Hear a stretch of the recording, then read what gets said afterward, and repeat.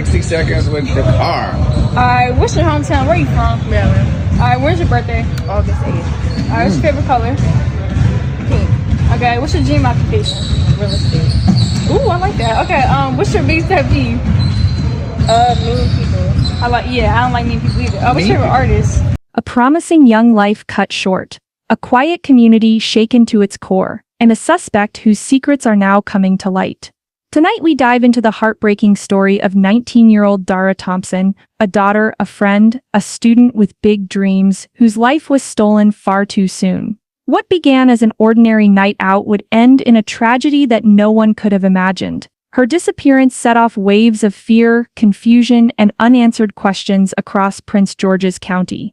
And now, chilling details are emerging about the man accused of taking her life, a man whose dark past may hold the key to understanding what really happened that night.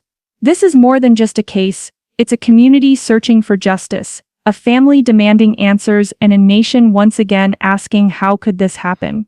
And if you're new here, make sure you subscribe for more in-depth true crime breakdowns and updates as we continue to shine light on the stories that matter. Before we talk about the investigation, it's important to know who Dara Thompson was. Because she wasn't just another headline or another name on a missing persons report, she was real, she was love, she was human, not an object. Dara was just 19 years old, bright, ambitious, and full of life. She was part of an internship program that she loved, a step toward building the kind of future she had always dreamed of. Friends described her as responsible and grounded, the type of young woman who kept her word, who cared deeply for the people around her. Her family adored her. To them, Dara wasn't just a daughter, she was a source of joy, laughter, and light in their home. Her father often said she was wise beyond her years, while her siblings saw her as both a role model and a best friend rolled into one. One of her closest friends shared an emotional tribute online, writing, "Justice will be served for Dara, best believe that." Others called her the life of the party, someone who could make anyone feel welcome, but who also carried herself with maturity and grace. In the small community where she grew up, Dara stood out, not for trouble, not for drama, but for her kindness and her promise. She had goals, a future, a life waiting to be lived. And yet, in just a single night, all of that was stolen. What makes her story so devastating is the sharp contrast between who she was, a young woman with limitless potential, and the tragic, violent way her life came to an end. It was August 22nd, a warm summer night in Maryland. Around 10 p.m., Dara Thompson told her father she was heading out. She needed to get gas and planned to meet up with some friends. Nothing unusual, just a young woman living her life, promising she would be back soon. On her way out, her father sent a simple text that would later haunt him. "I love you." Dara quickly replied, "Got gas, I'm out." It was short, casual, the kind of quick back and forth we all have with loved ones, never realizing it might be the last message we'd ever see from them. But hours passed, midnight came, then 2 a.m., still no sign of Dara. Her phone, usually active, suddenly went silent, calls went unanswered, messages delivered but never read. For her family, that sinking feeling grew stronger with every hour. By the next day, August 23rd, panic had set in. Dara's father retraced her steps, reaching out to friends, calling hospitals, even checking places she might have gone. But there was nothing. No car, no response, no trace.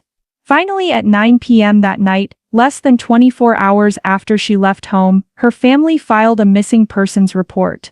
It was a decision no parent ever wants to make, but deep down, they knew something was terribly wrong. What no one could have imagined at the time was that investigators were about to uncover a timeline of movements and encounters that would paint a chilling picture of Dara's final hours. After Dara was reported missing, investigators began retracing her final steps. Surveillance footage would prove to be the key in uncovering her movements that night. At around 1:30 a.m., cameras captured Dara's car pulling into a parking lot. She parks, steps out, and walks away. Alone, calm, no sign of distress. That small detail raised countless questions. Was she meeting someone, heading to a club, or was this a prearranged encounter with someone she trusted? Hours later, at around 3 a.m., another surveillance camera picks her up. This time Dara is seen approaching a black GMC Yukon Denali parked nearby. She speaks briefly with the driver, as if she knows him. Then, without hesitation, she opens the passenger door and climbs inside. That would be the last time Dara Thompson was seen alive. When investigators later traced the vehicle, their findings sent shockwaves through the community. The SUV was registered to Hugo Rene Hernandez Mendes, a 35-year-old man living in the area. A man with a history. A man whose secrets would soon come under intense scrutiny. For Dara's family, learning she willingly entered the suspect's vehicle was devastating. It suggested she may have known him, or at the very least felt safe enough to step inside.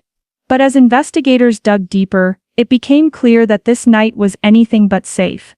And the timeline, once hazy, was beginning to reveal something far darker. At 3:47 a.m., surveillance cameras confirmed that Dara Thompson had arrived at the home of Hugo Rene Hernandez Mendes in Bowie, Maryland. She walked into the house with him. It was the last location she would ever be seen alive.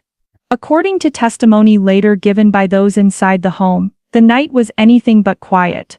Around 5 a.m., roommates reported hearing strange noises from Mendes' bedroom, described as grunting and shuffling, sounds that suggested a struggle was taking place behind closed doors. But at the time they dismissed it. No one thought to intervene. No one thought to check. Just 3 minutes later, at 5:03 a.m., Dara's phone suddenly deactivated. From that moment on, every call went straight to voicemail. Every text, unanswered. For investigators, this was the chilling moment. Her communication and her chance for help was cut off. When police eventually executed a search warrant on Mendes' bedroom, the evidence they uncovered was deeply disturbing.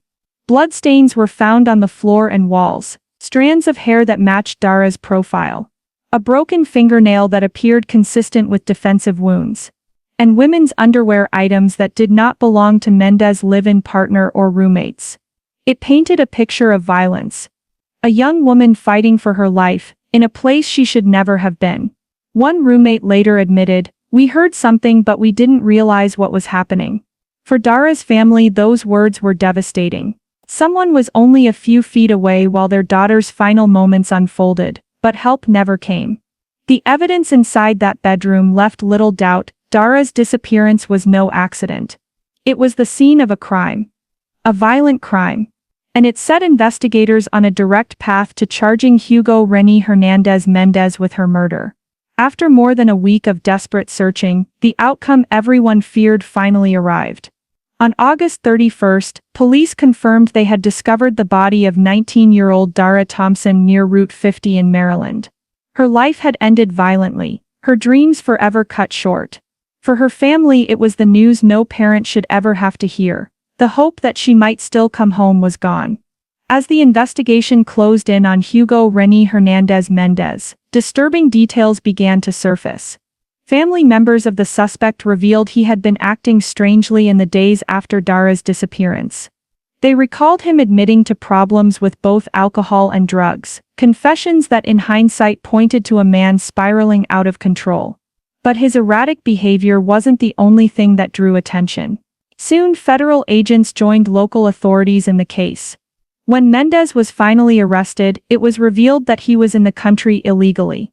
That revelation not only added another layer of controversy to the case but also sparked heated discussions about how someone with his background could remain under the radar until it was too late. For Dara's loved ones, though, none of those political debates mattered. What mattered was that her life had been taken, and by someone they had never expected. Mendes' own family expressed disbelief. One relative admitted, "We are distraught. I never thought a family member would do something like this." The arrest brought a measure of relief, but no real closure. Dara was gone, and the man accused of ending her life was now facing the full weight of the justice system. As the truth of Dara Thompson's disappearance unfolded, attention quickly turned to how her case was handled in the critical first hours. When Dara's car was first located, it wasn't found by police, it was discovered by her own family. And shockingly, the vehicle wasn't immediately secured as evidence. It sat unguarded, a potential crime scene left vulnerable, while her family begged for answers. Criticism mounted when people learned that no official missing persons flyer had been shared online in the days following her disappearance. For a family desperately trying to spread the word, that silence from law enforcement felt like indifference. Police later defended their actions, saying that because Dara was a healthy adult with no known medical or mental health conditions, her case wasn't initially classified as critical. By their standards, she was treated as a voluntary missing adult, someone who might return on her own. But for many in the community, that explanation wasn't enough. The Black and Missing Foundation, a group that advocates for missing persons of color, spoke out strongly. They reminded the public that every case should be treated as critical, especially in the first 48 hours. Time, they emphasized, is often the difference between life and death. For Dara's loved ones, those words cut deep. Because they knew that every hour lost in those early days was an hour closer to the unthinkable. And while police stood by their protocols, the backlash raised bigger questions about bias, urgency, and who receives immediate attention when they go missing. For Dara's family, the loss was unbearable. Her mother, overwhelmed with grief and anger, declared, "I am the mom of all moms. I don't play about my children." It was both a cry of heartbreak and a vow, a promise that she would fight for justice until the very end. On social media, Dara's brother poured out his pain, posting tributes that captured the depth of his heartbreak. He wrote about the sister he loved, the sister he could never protect in her final moments. His words spread quickly, echoing across a community that was grieving alongside him. Her best friend shared a raw, unfiltered post that struck a nerve with thousands. "Justice will be served for Dara." Best believe that. It wasn't just a message of mourning, it was a rallying cry, a demand for accountability. In the days that followed, the shock spread far beyond Dara's immediate circle. Neighbors lit candles. Strangers gathered at vigils, bowing their heads in prayer. The gymnasium at her old school became a place of quiet reflection, where teachers, classmates, and community members stood shoulder to shoulder, united in grief. For a small community, this tragedy was more than just news. It was personal. Dara's story became a mirror, reflecting the fragility of life and the heartbreak of losing someone so young, so full of promise. And in those moments of candlelight and silence, the community found both sorrow and solidarity. The story of Dara Thompson forces us to confront difficult truths, not just about violence, but about the way society responds when someone goes missing.